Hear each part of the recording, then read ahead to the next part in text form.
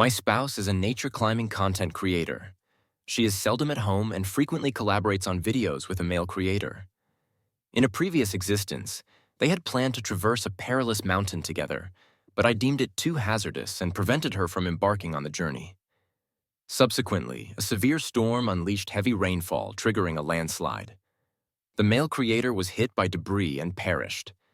Yet my wife blamed me for his death, holding a deep-seated resentment. In secret, she administered poison to me, causing my demise in bed. As my life ebbed away, she angrily murmured in my ear, "If you hadn't stopped me that day, perhaps I could have saved him. It's your fault he's dead." I succumbed to the agony, but when I regained consciousness, I found myself back on the day my wife was supposed to attempt the dangerous mountain crossing. This time, I let go of my restraint, thinking, if she cherishes it so much, let her face the mountain's fate as well. She declared, "You can't go. That mountain is too treacherous." I responded, "What now? I had previously insisted, climbing and creating videos are my profession. Can you stop being so unreasonable?" Hearing her familiar voice and seeing her impatient demeanor, a blinding light suddenly enveloped my mind. Am I reborn? I stared in disbelief, astonished as I moved my body. I could move freely. I wasn't truly dead. I checked my phone. It was July 27th, 2024, exactly 3 years ago when I had stopped my wife from attempting that dangerous climb. I'm back. I'm genuinely back. My wife, an outdoor climbing vlogger, rarely stayed home, traveling globally to produce content. Recently, she had grown close to another male vlogger, frequently climbing and filming alongside him. She never revealed that she was married, leading many of her followers to speculate about her relationship with the male vlogger, Ethan. Her online persona was Eliza, known as Eliza Climbs. Previously, I had been upset about their closeness, but she seemed indifferent, focusing solely on her videos. Is it really that important to you? Shipping for views generates revenue, and money ensures our comfortable living. You don't earn money. I don't earn money. What should we do? Starve. I felt humiliated but couldn't deny her greater competence. However, hadn't she previously asked me to quit my job and manage the household? Ethan was the type who thrived on adventure and excitement, with his videos often featuring extreme dangers. From skydiving off 10,000 feet to navigating canyons teeming with venomous insects. Netizens described him as someone who charges toward death with Hell's King chasing from behind, and ancestors smashing their foreheads in the underworld to save him. Since partnering with him, my wife had been dragged into numerous risky adventures. After filming together, her account's traffic surged, but she returned each time with injuries. This time, it was Ethan's idea to cross the dangerous mountain. In my previous life, I felt uneasy before she left. I checked the weather forecast, predicting a heavy rain, which only intensified my bad feeling. For her safety, I prevented her from leaving, reluctantly. She canceled the trip, leading to a heated argument. Upon learning that my wife wouldn't participate, Ethan was disheartened and chose to proceed alone. However, fate intervened. That day, the storm was devastating, with rain pouring relentlessly as if the sky had split open. Ultimately, a landslide struck the perilous mountain, and Ethan, climbing solo, was hit by rocks. His head was crushed, and his brain matter spilled out. Later, Ethan's family posted an obituary on his account. When my wife discovered Ethan's death, she was shattered but blamed me entirely. She nurtured her resentment and slowly poisoned me until I collapsed in the hospital. In my final moments, unable to move, she whispered through clenched teeth, "If you hadn't stopped me that day, he wouldn't have died." I died in excruciating pain, my body wasting away and emitting a foul odor. Now, granted a second chance by fate, I vowed to seize it and avoid repeating my previous mistakes. "Hey Jacob, are you out of your mind? You're preventing me from leaving, but you're just sitting there dazed." Observing my absurd behavior, my wife rolled her eyes, displaying impatience. "Hurry up and move. I'm going to be late. Ethan is waiting for me." Okay, I quickly stepped aside. "Eliza, it's raining today. Be careful out there." Before she departed, I gave her one last caution, but she dismissed it. So what? I've handled worse before. The more dangerous it is, the better for views. Plus, Ethan's reliable. He always pulls through in tough situations. As long as he's there, we'll be fine. Not everyone is as useless as you. My wife shot me a disdainful glance before grabbing her climbing gear and trekking pole, exiting the house with a loud bang. I smirked at the closed door, thinking, Eliza, this is your choice. Prepare to face the consequences of your foolishness and arrogance. Just like in my previous life, the sky unleashed a torrential downpour. I stood by the large window, silently watching the storm. The rain was intense and rapid. The weather station issued a severe rainstorm warning. Schools were forced to close, and many underground parking lots in residential areas were flooded. The strong winds were so forceful that even sturdy trees were uprooted. Breaking news! A landslide has occurred at Crest Mountain due to heavy rain. The road to the mountain is blocked by fallen rocks. Citizens are advised to avoid approaching dangerous mountains to prevent accidental injuries. Seeing this update, I curled my lips cruelly. Crest Mountain was the very mountain my wife and Ethan had gone to film. Known for its rugged terrain and frequent landslides, it was so dangerous that even locals avoided it. Yet, my wife and Ethan chose to climb Crest Mountain amidst the storm, driven by views and excitement. Just like in my previous life, another landslide occurred at Crest Mountain. Now they were either buried under the rocks or trapped beneath the debris, unlikely to survive unscathed. Dingling. Suddenly, my phone rang. It was my wife, Eliza. I stared at the screen, seeing the word wife flash. I neither hung up nor answered. After 45 seconds, the call ended. I remained seated, waiting quietly. The phone rang again. After about 10 seconds, I answered. As soon as I did, a stream of angry curses poured from the other end. Jacob, are you dead? Why didn't you answer sooner? Do you realize how dangerous it is right now? I internally scoffed, but pretended to be clueless. Sorry, honey, I just fell asleep. What happened? Help me, someone? Please help me. Before she could finish, the signal cut off. Honey, what's going on? What happened? Hello? Help. A loud explosion echoed on the other end, and the call was abruptly disconnected. I knew exactly what had transpired. Recalling my fate in the previous life, I almost desired for them both to perish under the falling rocks. After a moment's contemplation, I dialed 110 to contact the police. Letting them die quickly wouldn't satisfy my hatred. Additionally, my wife had called me for help, and ignoring it might hold me responsible. I decided to create a facade. Hello, this is the A City Police Department. How can we assist you? Help, help. My wife just called, saying she needs saving. I acted urgently, stammering as I explained my wife's distress call to the officer. Sir, please calm down. Take your time and tell us exactly where your wife is and what danger she's in. I don't know. My wife is a vlogger. She's always out climbing mountains and filming videos. Today, she suddenly told me she was going to cross a dangerous mountain with someone. I'm not sure about the details. I conveyed everything I knew in a flustered manner. A dangerous mountain? Could it be Crest Mountain? Are there people trapped there? The officer grew concerned. Crest Mountain was already a high-risk area and no one dared approach. I'm not sure. Maybe... Officer, what should we do about my wife? Sir, please don't worry. We'll arrange a rescue as soon as possible. Okay. After hanging up, the police immediately began rescue efforts. However, Crest Mountain was not only prone to mudslides, but also frequent landslides, making it too dangerous for anyone, including police or firefighters, to approach. After several unsuccessful attempts, they had no choice but to pause, deciding to wait until the rain ceased before resuming the rescue. Mr. Jacob, please try to stay calm. We're just as concerned about your wife being trapped, but the rain is too heavy for rescue operations right now. I understand. You've all done your best. My wife, Thank you for understanding. Rest assured, once the rain stops, we'll carry out the rescue immediately. Thank you so much. Serving the people is our duty. The heavy rain persisted for a full day and night before it finally ceased. Once the rain cleared, rescue operations resumed. However, Crest Mountain remained extremely dangerous, with rocks continuing to fall sporadically. For safety, the rescue team had to proceed with utmost caution.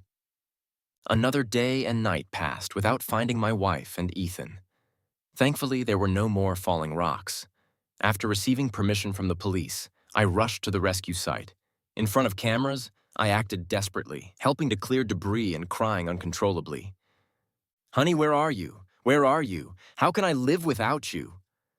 Firefighters quickly pulled me up, trying to calm me down. "Sir, please don't worry. We'll rescue your wife soon." The reporters present were deeply moved by my display and began reporting on my actions. One reporter said to the camera, "In the face of disaster and misfortune, we witnessed the most sincere love between a married couple. Let's support them, believing that love can overcome everything, and hope that those trapped in the mountains can survive safely." After my dramatic display of love and determination to dig through the mountain with my bare hands, I became a viral sensation. Many netizens were deeply touched by my actions. "Oh my God, what is happening? How could the heavens allow such a loving couple to be torn apart? I envy that woman so much. She has a husband who loves her so deeply, willing to risk his life to carve a path to survival for her. I wish I had a husband like that. If I were in her shoes, my husband would probably be overjoyed, celebrating because he finally has some space. Please, that woman must be okay. If anything happens to her, how devastated will this man be, watching him beg on the ground? I feel so heartbroken for him." My video, where I knelt in the mud pleading for her safety, went viral across the internet, and I became the beloved, devoted husband praised by everyone.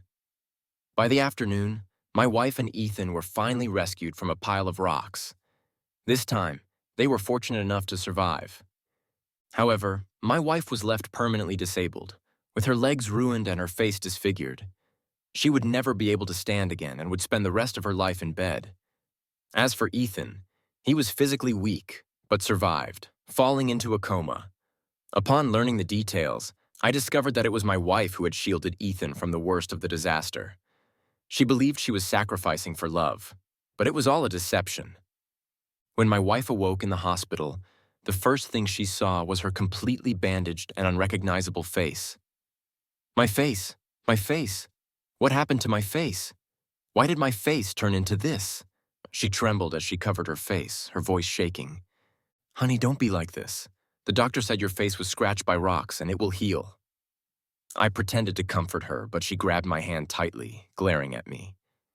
"It will heal, right? My face will definitely return to normal, won't it?" Hearing her words, I hesitated. "Honey, don't be too upset. The doctor said your face got infected with fungus because it was soaked in rainwater for so long and the tissue has grown. It's very hard to recover." "How could this happen? My face—" My wife couldn't accept the truth, screaming in agony. She tried to sit up but realized something about her body. "I can't feel my legs at all. What happened to my legs?" "Honey, your legs are broken. The doctor said you'll never be able to stand again." I wiped away tears and delivered the grim news. "How could this happen? How can I climb mountains with Ethan without my legs?" She murmured in pain, then gritted her teeth and glared at me. "It's all your fault. It's all your fault, you useless person. If you hadn't been so slow in rescuing me, how could this have happened? It's all your fault." As my wife screamed at me in fury, she grabbed something nearby and threw it at me. "Go die, Jacob. Why don't you go die? You're so useless. Why don't you just die?" As she raged, a reporter from a live streaming interview entered the room. My situation had already attracted significant attention, and the reporter had contacted me earlier for a live interview. Seeing them, I immediately started begging pitifully. "Honey, please forgive me. I didn't mean it. I'm begging you, don't hit me anymore. I really tried my best." Try your best.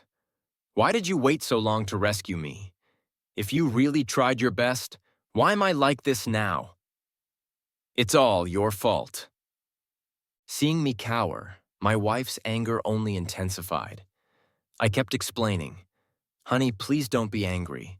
The rain was too heavy and the rescue teams didn't dare go up the mountain. We could only wait for the rain to stop and then proceed." Why didn't they go up the mountain to rescue me?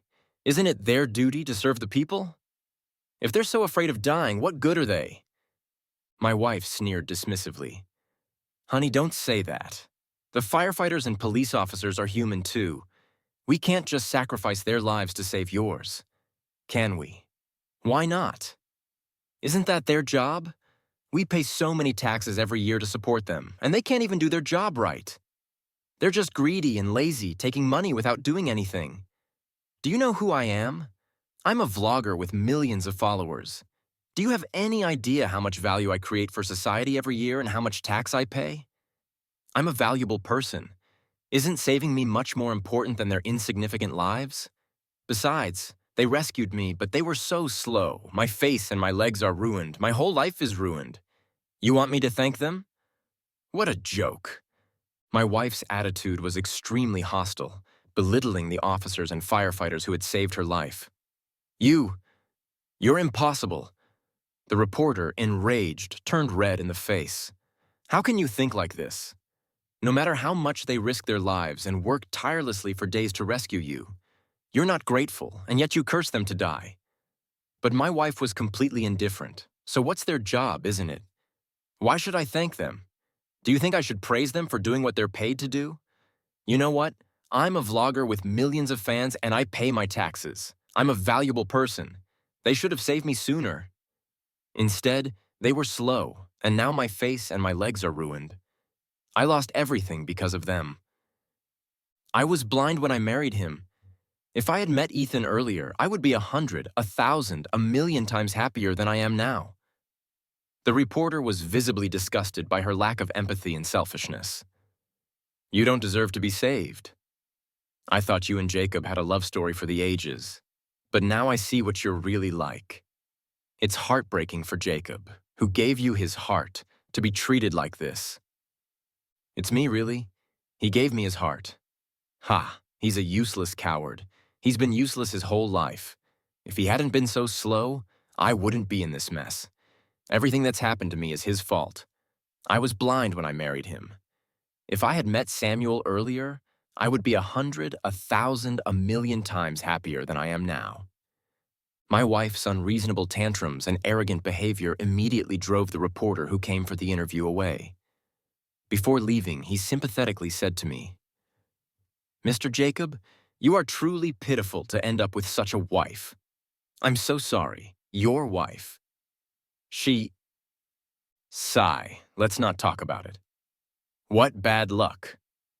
After the live broadcast was released, netizens were left in shock. They never imagined that the once beautiful love story would take such a tragic turn. Oh my God, I can't believe it. It's true. The ideal love doesn't exist in real life. My rose-colored glasses have shattered. Unreasonable wife, broken man. This guy's life is so miserable. He did everything to save her, and even after she became disabled and disfigured, he never abandoned her. And yet in the end, this is what he gets. This woman is unbelievable. What is she saying? That her life is more important than the firefighters. Does she think their lives are so worthless? My son is also a firefighter. He comes home covered in injuries from training. Every time I see him, I can't help but cry. But after seeing this woman today, I feel so bad for them. They are human beings too. They're someone's sons, husbands, and fathers. Who is she to say such things? This kind of person should have died on the mountain. She doesn't deserve to live. The online backlash was intense, with netizens fiercely criticizing my wife. Soon, they uncovered her identity and discovered that she was the famous vlogger with millions of followers, Eliza Climbs. The excellent partner she had mentioned was, of course, Ethan.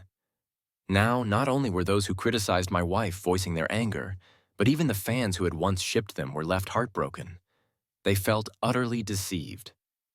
Am I the only one who thought my favorite ship was just a rumor? So disgusting. This woman kept saying that she was single, and yet she was out there with Ethan creating shipping content. I even shipped them with genuine feelings, and now I find out she's been married all along and has the nerve to shame her husband. I've been a fan for years, always liked her filming style. But when she started working with Ethan, they began playing with fire in dangerous places and acting all flirtatious. I wasn't fond of it, so I unfollowed. I heard the men quit his job to support her and stay at home, but she was out there cheating with another man. I heard that before they went up the mountain, people warned them that the rain would make it dangerous, but they stubbornly ignored it. These kinds of people shouldn't have been saved. Let them die on the mountain. With this public outcry, both my wife and Ethan's reputations were in tatters.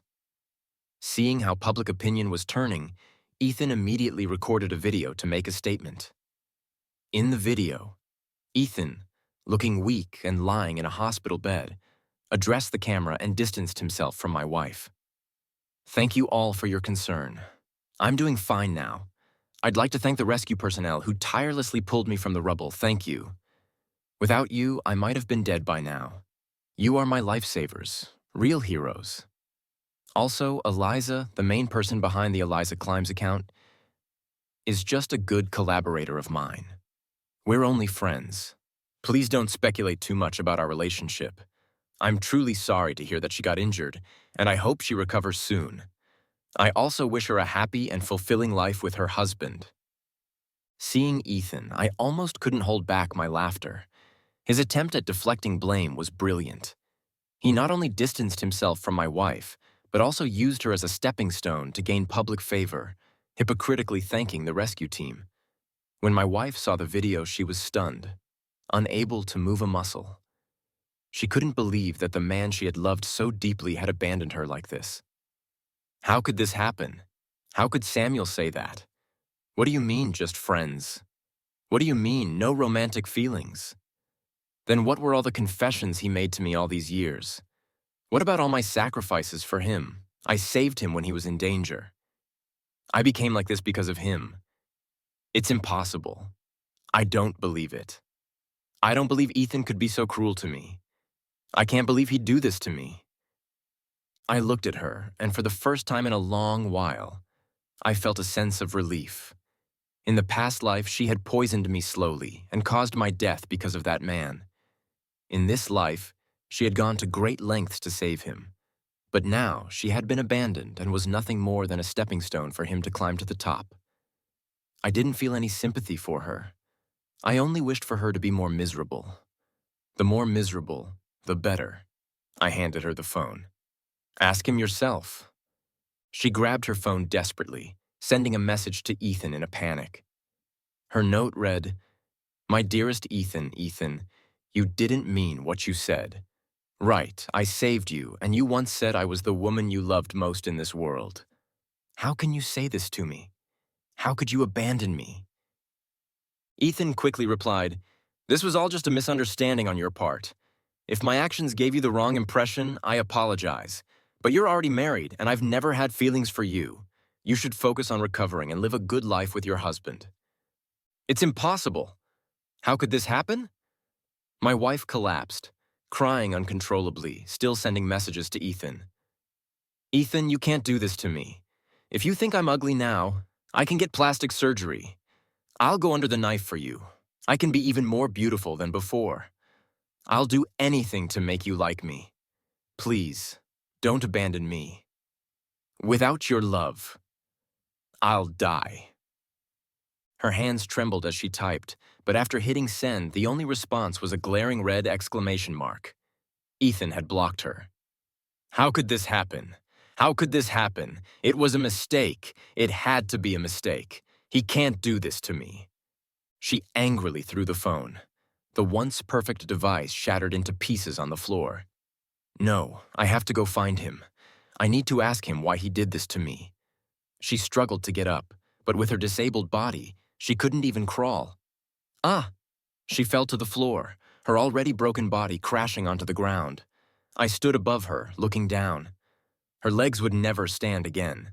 To save Ethan, her legs had been crushed by a boulder with powder-like fractures in the bones. "Help! Help me!" she cried, tears streaming down her face, and I just stood there, watching her in silence. "Jacob, what are you standing there for? Help me up. Are those two holes in your head just for breathing?" Even in this state, she still ordered me around without hesitation. But I helped her up, pushing her in a wheelchair to see Ethan. After all, what could be more devastating than her seeing the men she had loved for 2 lifetimes throw her aside in person? I was struggling to hold back my excitement at the thought of her completely breaking down. When we reached Ethan's hospital room, I overheard a flirtatious voice inside. "Oh, Sam, you're so bad. You're already touching me even though you're not fully recovered. Little wildcat, don't you like it? I think you're enjoying it quite a lot." "You still say that?" "Come on, confess. What exactly is your relationship with that Eliza? Why is the whole internet saying you two are having an affair? What am I then, your mistress?" The woman in Ethan's arms snorted unhappily. "How could she compare to you? I was just having fun with her. You know, before I worked with her, I was just a small vlogger. But after working with her, I became a big-name influencer. I made a lot more money, and I bought you bags with it. You, little money lover, don't you like that?" When Ethan mentioned my wife, his tone was full of disdain. "I'm being the bigger person here. I won't bother with her. After all, that Eliza is now disfigured and crippled. How can she compare to me? My sweet little treasure is right. She's just a useless person now. And she's so stupid to say all those things on camera. I'm going to be the most famous outdoor vlogger from now on." Ha ha ha ha. Hearing this, my wife's face turned an ugly shade. Her hands clenched into fists, her nails digging deep into her flesh, drawing blood. She gritted her teeth and slammed the door open. "Ethan, so you've been lying to me all this time." Tears streaming down her face, she glared at Ethan with bloodshot eyes. Ethan, upon seeing her, was initially surprised, but then felt nothing but disgust. A young, beautiful woman lay in Ethan's arms, and when she saw my wife, she scoffed disdainfully. "I thought you were someone important. Turns out you're just that self-righteous, useless person. So what if he lied to you? Just look at yourself now. What right do you have to fight with me for, Sam?" My wife glared at the woman in fury. "And who are you? I'm talking to Ethan. Who gave you the right to speak? What are you talking about? I'm Ethan's girlfriend." The confrontation between the two women was about to erupt. At that moment, Ethan pulled the woman into his arms, soothing her gently. "All right, baby, don't get mad. She's not worth it." "You! What did you say, Ethan? How could you do this to me? It was me who saved you on Wolftooth Mountain. If not for me, you'd be dead by now. You promised to marry me back then. How can you? Hey, do you have any self-awareness? Take a look at yourself now. What part of you is worthy of me?" Hearing his wife's accusation, Ethan impatiently responded, "But I became like this because of you." His wife was furious, trying to stand up from the wheelchair, but she clumsily fell to the ground, lying on the floor, unable to even roll over like a pile of mush. "Did I ask you to save me? Wasn't it your own choice?" Ethan waved his hand dismissively, looking at her with disdain as he lay back on the bed. Then he looked at me. "Bro, I really pity you. I heard you put in a lot of effort to save her, but do you know what she says about you when I'm around? She says you're a waste, a coward, a green hat loser who wouldn't even dare to say anything if she slept with me in front of you." Ha ha ha ha. He laughed loudly as he mocked me, but I remained calm, without a single sign of anger. Maybe in the past life, I would have gotten angry hearing such insults, but by now I knew everything. "So what?" I asked him back. My calmness caught him off guard. Ethan froze, and then a teasing smile appeared on his face. "You deserve to wear a green hat. You're so weak, Jacob. I really look down on you." "Is that so?" I sarcastically raised an eyebrow. "If that's the case, then as a man, you sure have made something of yourself." I moved slightly to the side, revealing the middle-aged woman standing behind me. The woman had a gloomy expression as she walked toward the bed. "Ethan, I didn't know you had such great prospects." The middle-aged woman, Monica, was Ethan's wife, a renowned rural entrepreneur. She was a bit chubby, not very attractive, but highly capable and wealthy. She was 15 years older than Ethan, and everything he had, his comfortable life and ability to live extravagantly, was thanks to her money. However, Ethan not only failed to cherish her, but also cheated on her. In addition to his wife and the delicate young woman, Ethan had no idea how many women he had entangled with outside. When Ethan saw Monica, his face immediately changed. Ah! He shoved the young woman away from his arms and knelt in front of Monica. "Wife, I was wrong. I won't do it again." I won't do it again. I'll believe that when pigs fly." Monica slapped Ethan across the face. His face immediately turned red, but he obediently knelt on the floor, not daring to make a sound, even offering his face to be slapped more easily. Monica grabbed his chin. "Tell me the truth. How many little sluts have you been keeping with my money?" "And no, I haven't done anything." Ethan pushed all the blame onto the young woman. The woman, already scared senseless, lay on the ground, shaking her head furiously at Ethan's words. "No, that's not it. That's not what you said, Sam. You told me before that you only loved me." Before the young woman could finish speaking, Monica slapped Ethan again. This slap was much harder than the first one. "Wife, go ahead and hit me as long as it calms you down. You can hit me however you like." "Hey, hit you, you dirty—" "Do it yourself and keep going until I'm satisfied, wife." Wife. Ethan hesitated, but upon seeing Monica's dark expression, he quickly complied. Smack. He raised his hand and tentatively slapped himself. "That's too weak. It's just scratching an itch." Monica frowned in displeasure. "Yes." Smack. Ethan gritted his teeth and slapped himself hard. The sound of the slap was sharp and clear, almost musical. Monica raised her phone and recorded the entire scene of him slapping himself. "Keep going. Don't stop until I'm satisfied." Monica continued to order him. Ethan felt humiliated but didn't dare to resist. He could only kneel obediently and keep slapping himself. Smack, smack, smack. With each slap, he hit himself harder, afraid that if he didn't, Monica wouldn't be satisfied. "Stop. It's so noisy with all the slapping." After Ethan had slapped himself 50 times, Monica finally showed mercy, putting her phone away and telling him to stop. Thank you, wife. Bye now." Ethan's face was swollen and red, with blood oozing from the corner of his mouth. He could hardly speak. "Wife, I knew you were the best. Don't worry. I'll be good from now on. I won't dare anymore." "Is that so?" Monica kicked Ethan to the ground. He clutched a certain part of his body, crying out in pain. "If I believed your words, I'd be a fool. We're getting a divorce. You won't get a single cent of my money, and all the money you spent on keeping those women, you'll pay it all back." Monica disdainfully dusted off her hands and turned to leave. Before departing, she glanced at my wife, who was squirming on the floor, and gave me a meaningful pat on the shoulder. "Young man, need my help?" I shook my head, a cruel smile forming on my lips. "No need, madam. I'll take care of my own revenge." Monica had been brought in by me. After I informed her about the scandal between my wife and Ethan, she immediately came to City A. I intentionally brought my wife to Ethan's hospital room, hoping to provoke him into revealing those things. The remaining 3 people in the room were stunned, especially my wife. When she saw Ethan's fate, her body shook uncontrollably. She finally faced reality, her lips trembling as she begged me. "Husband, Jacob, I know I was wrong. I beg you, please don't do this to me," she cried, choking on her words. I gave a strange laugh. She trembled even more violently. "Jacob, I was wrong. I really was wrong." I bent down gently and helped her into the wheelchair. Smiling at her, I said, "What are you talking about, my dear wife? I will definitely take good care of you. Rest assured, I will take good care of you." A flash of cruelty flickered in my eyes, but my movements remained incredibly gentle.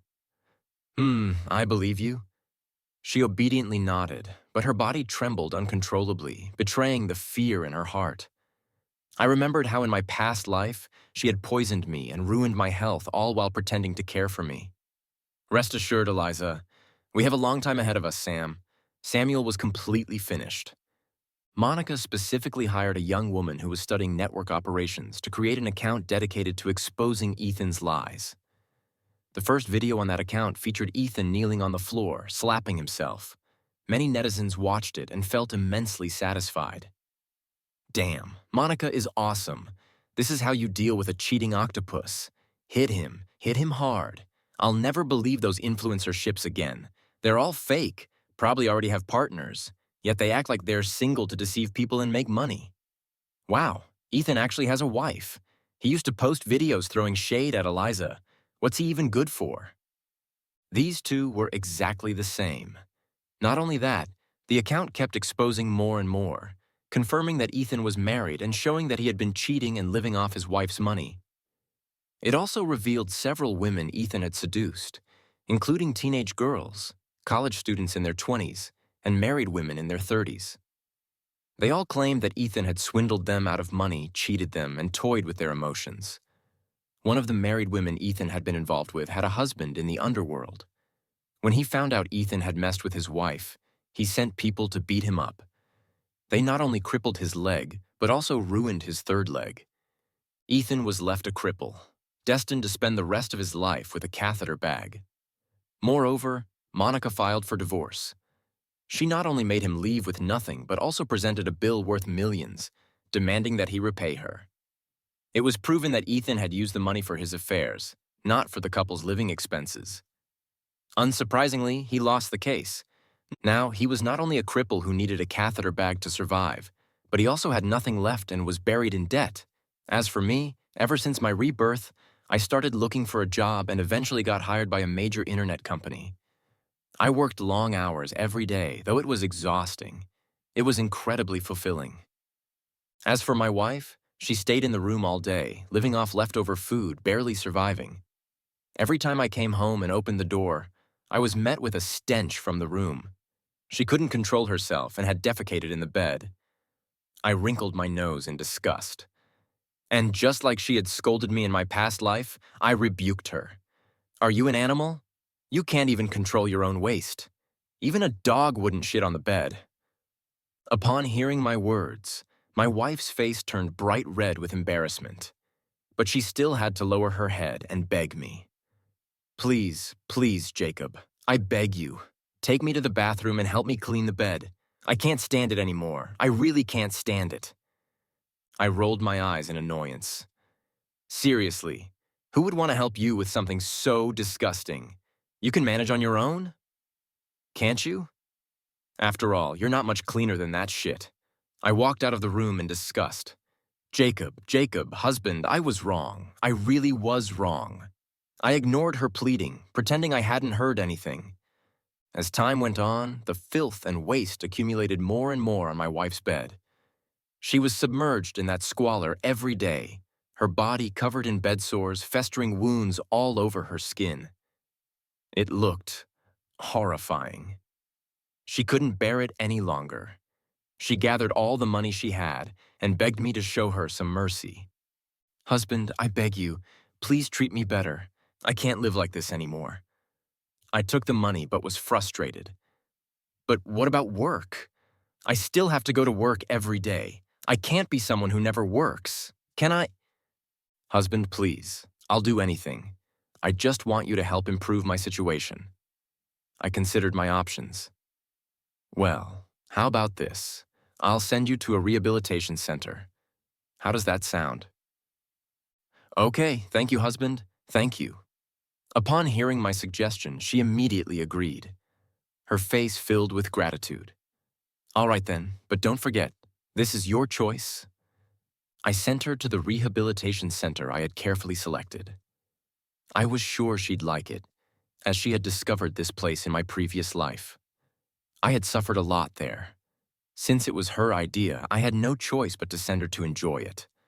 Although it was called a rehabilitation center, it was, in reality, a hell on earth. Everyone who had stayed there had endured unimaginable pain. In my past life, I never had a single proper meal there. They only provided one meal a day, often spoiled and foul. If you didn't eat, you would starve to death, and if you disobeyed, you would be brutally beaten. Whips, thorny branches, whatever the guards had, they would use to lash you. I had considered resisting before, but in that place, it was as if the world was deaf and blind to your cries. The people sent there were usually useless, disabled, or hopeless, with no way to seek help or escape. In the end, the beaten-down people would meekly eat the rotten food, becoming so accustomed to the abuse that they no longer knew how to fight back. I had endured that kind of torture in my previous life, and no matter how much I begged, I was never allowed to see my wife. Nor could I leave that hellish place. It wasn't until the very end of my life that I saw her again. That was when I realized it had all been her doing. She had poisoned me, sent me to that hell to be tormented, and all the hatred I felt for her would stay with me forever. This time, as I watched the video from the rehabilitation center, my lips curled into a sinister smile. In the video, my wife had knocked over her meal because she didn't want to eat the rotten food. Not only was she punished by being starved for 3 days, but she also received a harsh whipping. Help me. I was wrong. I'll never do it again. My wife was covered in bruises, begging for mercy in a pitiful state. I spit on you. You still think you can be human here? Dream on. This place is for punishing people like you. No one ever leaves here alive. The guard spat on her, crushing her last hope. Under such torture, my wife's body grew weaker and weaker. Added to the injuries she had sustained from being crushed by boulders in the past, many of her internal organs had been damaged. She had no more than a few years left to live. After just 6 months in the rehabilitation center, the guards called me. Mr. Jacob, she's finished. The moment my wife saw me, her eyes were filled with hatred. She tried desperately to grab my arm, but she couldn't even move a finger. All she could do was glare at me with those dim, lifeless eyes. I took a moment to observe her current condition. She was in an even worse state now than she had been 6 months ago when she was at home. She had become nothing but skin and bones, her once smooth skin now sagging and wrinkled, like rotting fruit peeled off the bone. The flesh on her face had been drained away, leaving deep, sunken hollows. Not only that, her body was covered in a multitude of scars. Some were from whips, others from cigarette burns, and some from fingernails digging into her skin. Her once beautiful long black hair, which she had always cherished, was now yellow, coarse, and brittle from malnutrition. The hair on her forehead had been shaved, and the remaining strands on the sides were unevenly cut, just like her body. Her scalp hadn't been spared either. The burns and cuts on her scalp were even more horrific. She struggled to speak, and when she did, I was surprised. Jacob, how dare you treat me like this? It should be you lying here, not me. Upon hearing her words, my eyes narrowed dangerously. So you've been reborn too? I never imagined that you'd be reborn and torture me so horribly. You'll go to hell. You'll definitely go to hell.